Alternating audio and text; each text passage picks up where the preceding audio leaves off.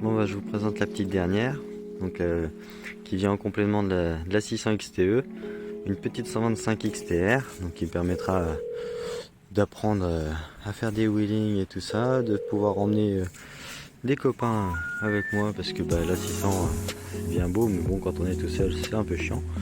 Donc là il y a quelques petits freins à refaire dessus, enfin quelques, pas mal. Donc déjà à côté embrayage en premier, donc là il est démonté, tout ça.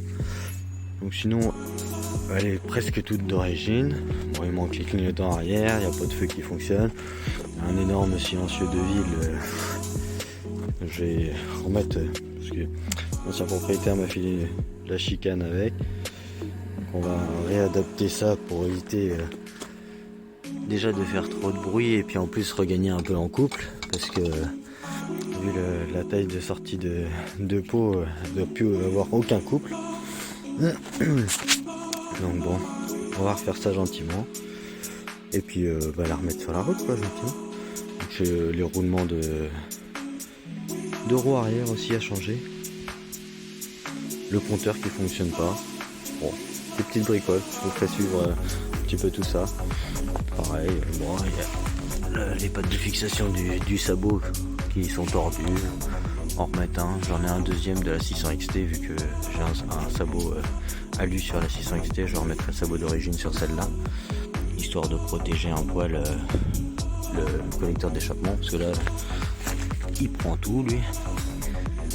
Donc bon, affaire à suivre. Donc là je m'attaque à l'embrayage, donc on va remonter ça. Et les copains, à votre avis ça donne quoi? Alors déjà on regarde le bas du moteur, la quantité de merde qu'il y a. Merde, je pose tomber le téléphone. Vous voyez, il y a de l'épaisseur. L'autre petit point, c'est qu'il n'y a aucune vitesse qui passe. On peut accélérer, passer, mais il n'y a rien qui s'enclenche. Mais regardez.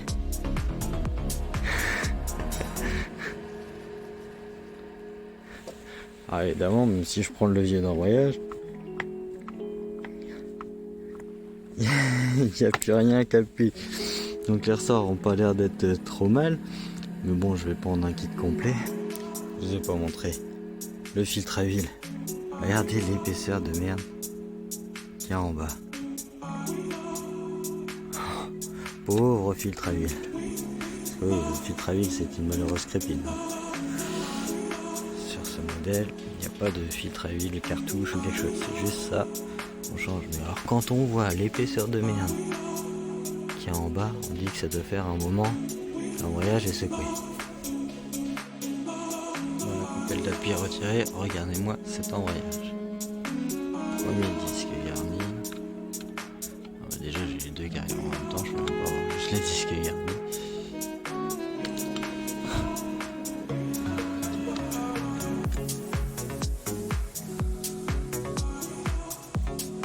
Disque à fonction. Tu peux aussi avoir une mise au point. Oh, l'autre côté c'est magnifique. C'est ça.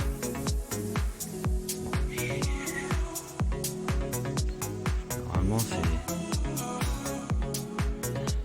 c'est prolixe. Hein. Là, qui dirait plus grand chose. D'accord, il est là. Disque 10. Voilà. Il y a tellement plus de matière, ils sont incrustés l'un dans l'autre. J'en ai 3 là. Ça le prix de téléphone. Merde.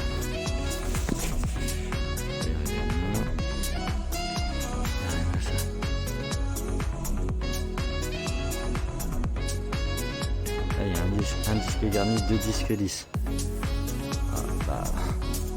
Ah si, c'est dessoudé quand même. Je vais même pas m'emmerder. Je vais tout changer.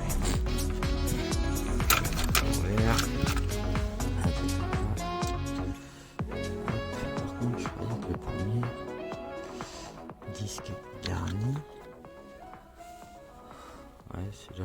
un petit poil de matière. Alors, vraiment pas grand chose. Là il y a encore un lisse. Voilà. Alors c'est un lisse mais avec un petit peu d'abrasion. Et je croyais que le premier avait une particularité qu'il fallait pas mettre dans n'importe quel sens. Il y a vraiment plus rien quoi. Bon bah je sais ce qu'il me reste à commander. Hein. Un embrayage complet de A à Z. Ça c'est beau ça. J'arrive même pas à l'enlever. Hop. Touc. Pardon, excusez-moi. Ça c'est vraiment drôle. C'est Ranky dedans. Donc là j'ai rouvert, j'ai nettoyé un petit peu tout le carter.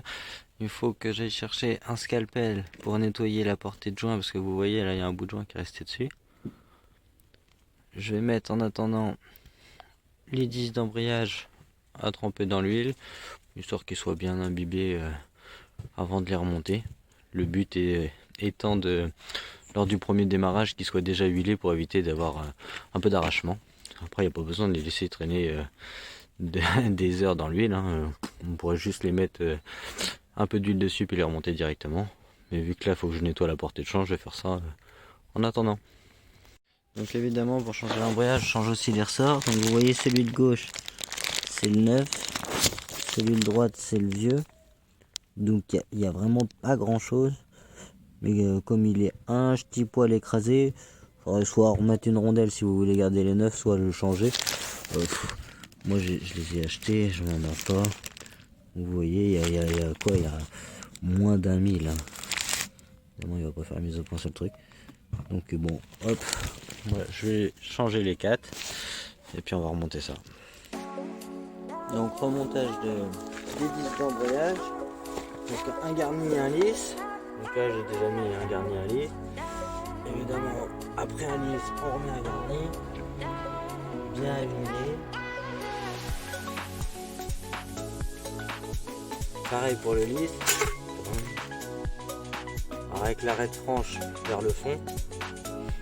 Hop.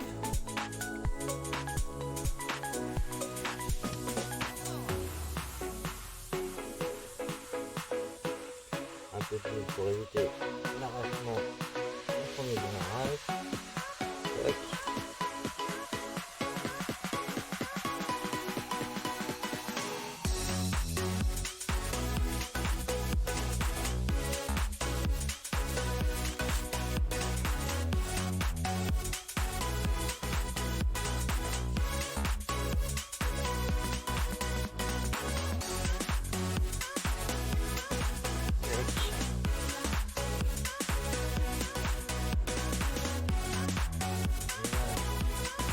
Les garnis, les 3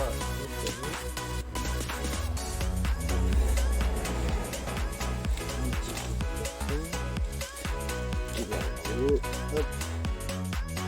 Là on va remonter la coupe de poussée avec évidemment le reflet 251 c'est 55 VL1 en bas le petit ressort neuf donc le 5-1 c'est celui d'en bas.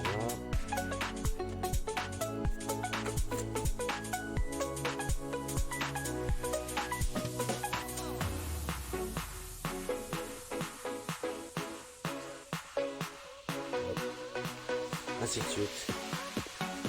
Et après, on remettra le joint de carter, le carter. Enfin, avant, je vais changer les joints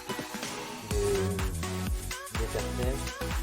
Surtout quand on met le joint de carter, il faut bien penser à le graisser pour faire une bonne étanchéité.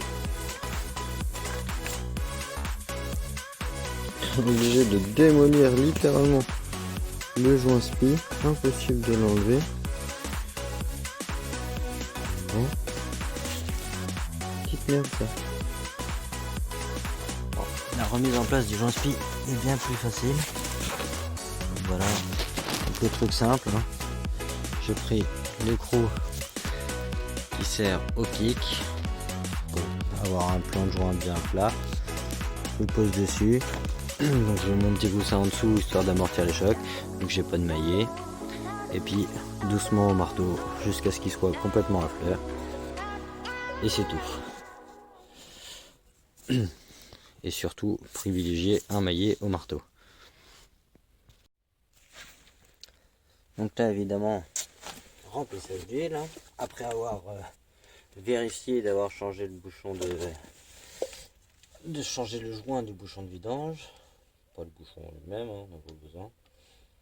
Donc sur la XTR, XTX, YBR, les Reiju, les Sherco, et toutes ces machines qui ont ce petit moteur là, il est préconisé de mettre 1 litre d'huile après la vidange. Alors évidemment, comme ça fait plein de bulles, il va falloir après démarrer et puis purger tout ça. Donc j'ai déjà mis un gobelet, parce que moi j'ai pas de doseur d'1 litre. Donc j'ai pris un gobelet de Festi de 50 centilitres, 2 fois 50.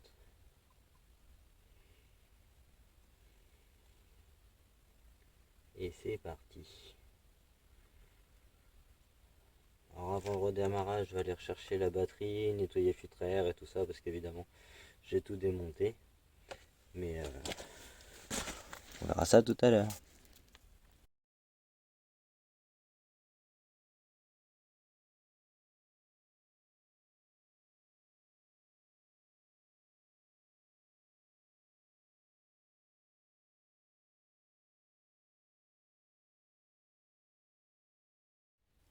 Allez, on essaie de démarrer la chiotte.